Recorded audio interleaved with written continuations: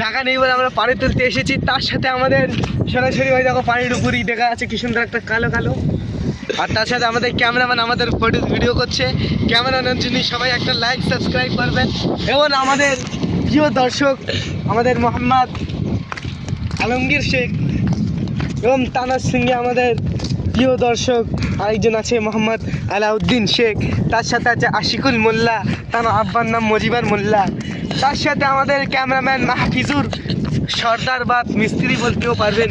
তার সাথে আমি আশরাফ আলী সর্দার আপনাদের সম্মুখে এখন অনুপস্থিত আছি।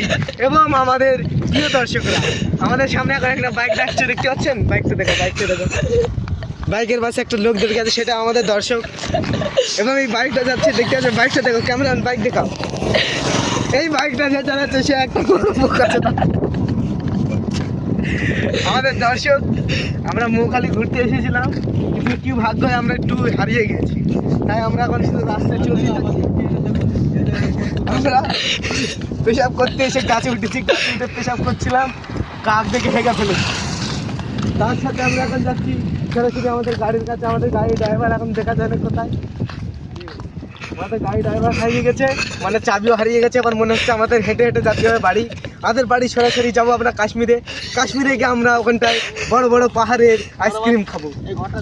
এবং দেখেন এই ঘরটা আমরা বুকিং করেছি আজকের জন্য। আজকের রাত এই ঘরে আমরা কাটাবো, আমরা 12-13 জন এই ঘরে কাটাবো।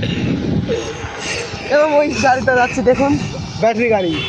মেয়েটা চালাচ্ছে কিন্তু মেয়েটার ঢং নেই, গাড়ি চালাচ্ছে, কাঠ মারতে এবারে পড়ে যাবে তো মরে যাবার। এই সরাসরি আমাদের খাবো। ক্যামেরাম্যান এদিক করো। আমাদের ছাগল থাকে, আমরা হরিণ বলে ডাকি বা বাঘ বলে ডাকি। বাংলার বাঘ এরাই জন্ম দিয়ে একটা করে বাংলার বাঘ। ছাগলগুলো দেখা, ছাগল এরাই একটা করে বাংলার বাঘ জন্ম দেবে। এরাই হচ্ছে